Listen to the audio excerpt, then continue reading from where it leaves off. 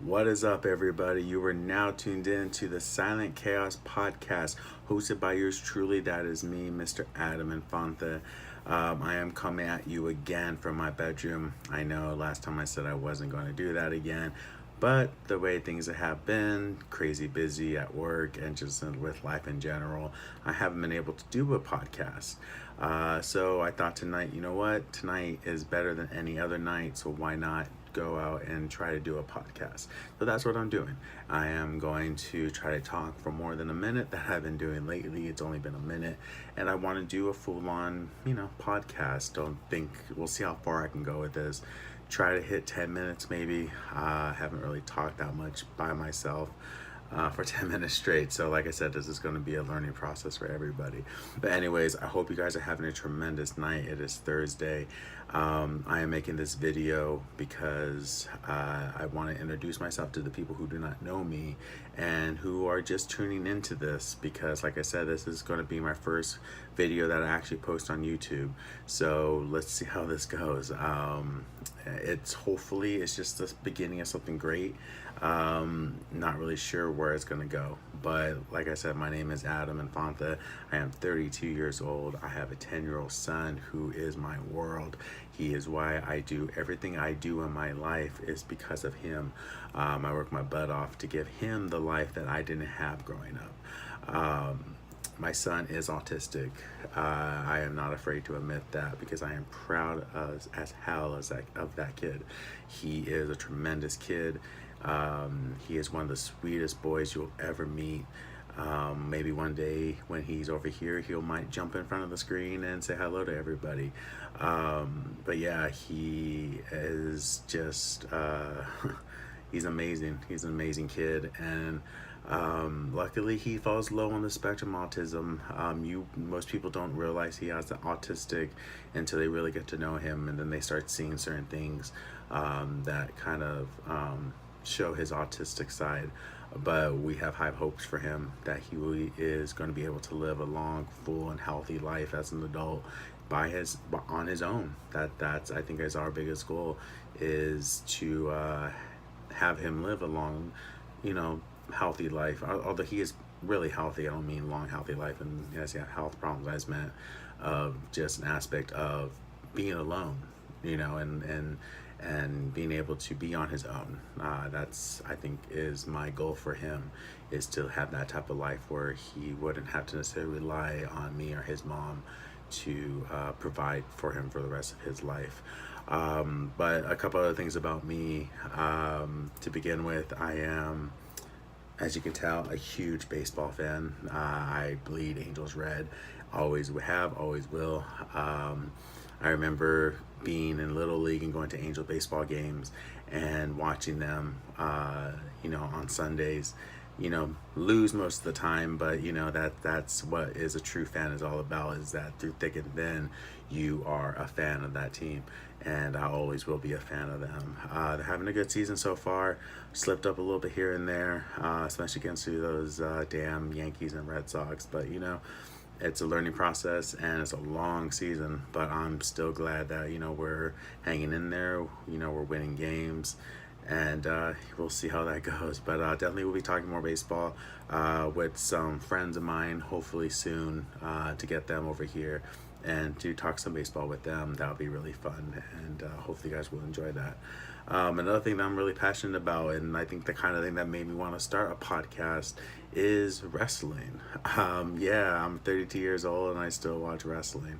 You can make fun of me all you want, but that's just the way it is. That's just, wrestling is something that I have loved since forever. I remember growing up as a kid and loving Hulk Hogan, Macho Man, Jake the Snake Roberts, Razor Ramon, Yokozuna.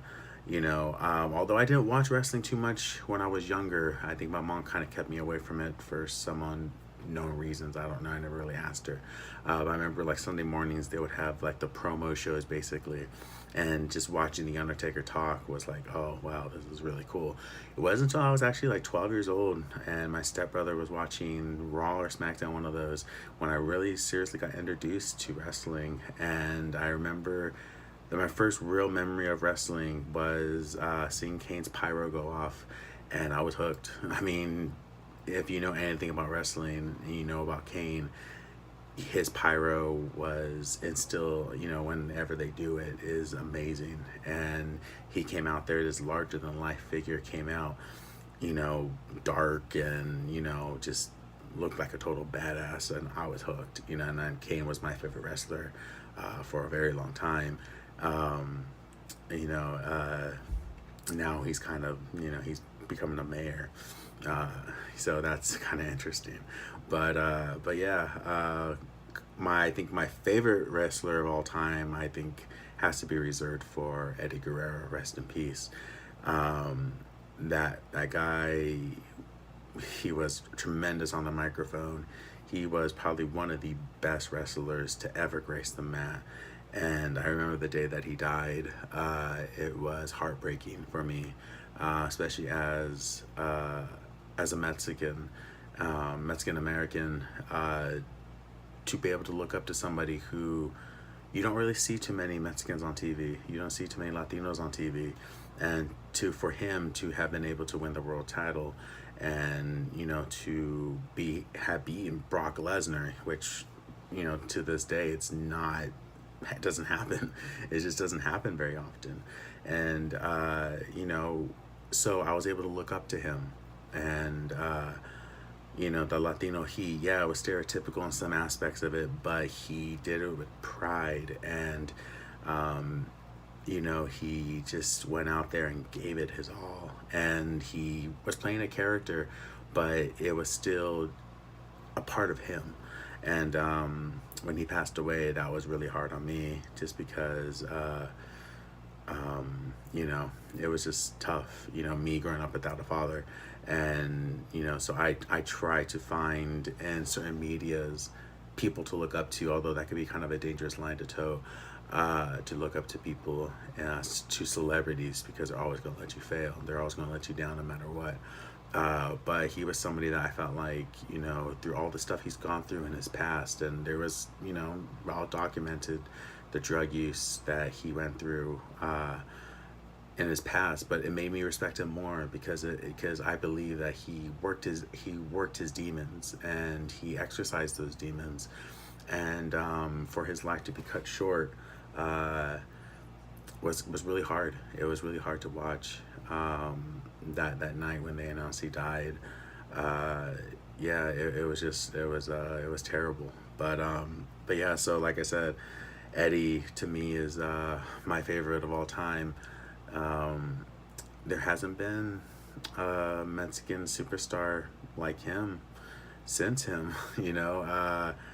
There's one on the horizon. I'm not going to mention his name yet, but he's supposed to be making his debut on SmackDown pretty soon. So hopefully he can rise to the challenge of, or to the mantle of where Eddie Guerrero was at. But anyways, enough about wrestling, because like I said, this podcast is going to be a little bit about everything. And so trying to think of anything else. I mean, I love movies. I saw Avengers Infinity War. That was tremendous movie. Was so much better than I could have imagined it was going to be, yet it left you wanting more, and then it left you heartbroken. I took my son to go watch it a couple Sundays ago, and it was a traumatic experience for both of us. He did not like the ending at all. He said that he's never watching an Avenger movie again. And I don't blame him, because that ending was something else, and I didn't see it coming. I'm not a huge comic book person. My extended comic book knowledge comes from just looking something up. If I looked at what Thanos was, but I really didn't read deep into it, so I wasn't sure what was going to happen at the end of Infinity Wars. And for what happened, and to see, spoiler warning, if you have not seen the end of Infinity Wars, please stop now, because I'm going to get into spoilers. So you've been warned. So to see it end the way it did, with not just him snapping his fingers, I kind of figured, he was going to snap his fingers and everyone was going to be gone, which was going to be sad. It would have been somber that way. But for him to snap his fingers and then for you to watch individually as everyone disintegrated and died was one of the hardest things I ever had to watch. And I was choking up in the movie, and the whole theater, all you heard was sniffles all around. And when my son finally kind of realized, like, everyone's dying, they're not just disappearing, they're disintegrating, he broke down. He didn't want to watch it anymore. He couldn't handle it, and it was just like, okay, like, it got to the point where it's just like, I get it, we get it, they're dying, but it was necessary. And I hope one day my son can appreciate that more than he can right now. Like I say, he's only 10 years old. It's kind of hard for them to kind of grasp, they're going to come back. They're going to find a way to come back. This isn't the end of Spider-Man or Black Panther. They're going to come back. And our baby Groot, oh, jeez, I don't know if you guys have heard what his last words to Rocket were, but they released it. I believe it was the director of Guardians said that in the screenplay he was calling Rocket Dad at the end, which makes it so much more heartbreaking if you really think about it. But yeah, so Avengers Infinity War was amazing. I hope that DC really takes a look at what they're doing, because my favorite superheroes are DC. My favorite superhero movies are Marvel, but my favorite superheroes are in DC. And Justice League was kind of shit. I mean, it was really bad. And I'm the type of person that I don't like being negative. I'm not a negative person. When it comes down to this stuff, I try to see positive. I try to find the things I liked about the movie and focus on that and not focus on the negative. But it was bad. It was really bad. And yeah, so I'm hoping that they find a way to right the ship, or maybe they just give it up and try over from scratch and not try to do so much all at one time. It's going to take time for them to build up a universe, and they just tried to do it all at once, and it was light on story, big on action. But if you don't have, if the audience isn't connected to the characters and the story, you can have all the action you want, but it's going to go nowhere. And unfortunately, that's how I felt with Justice League, and that was very disappointing to me. But yeah, so anyway, guys, I have rambled on for about 12 minutes, 13 minutes now, and that's what my goal was to get over 10 minutes making a video. And yeah, so I hope you guys bear with me. If you guys don't make it to the end of this, it's okay. There's one last thing. I really would love your guys' feedback. Any type of feedback would be great. Keep it respectful, keep it kind. I'm not doing this because I think I'm great or anything. I'm doing this for fun. So just give me your feedback though. What would you guys like for me to talk about? My lighting isn't perfect yet. I know that. That's my next step on to getting it to look better. And I'm not going to be shooting where I'm at right now. I have another place at my house where I'm going to shoot at, which is a lot better. It's just a matter of getting the lighting and the setup and everything. But I really did want to make a video for tonight. So anyways, like I said, just leave your feedback, and it's truly appreciated. So yeah, so I love you guys. You guys have a tremendous rest of your Thursday night or Friday morning, and you guys have a great Mother's Day weekend. Remember, give your moms a kiss. For those who are lucky enough to still have moms, give them a kiss and tell them that you love them. I hope you guys have a tremendous night, tremendous weekend, and you guys keep it safe. Peace.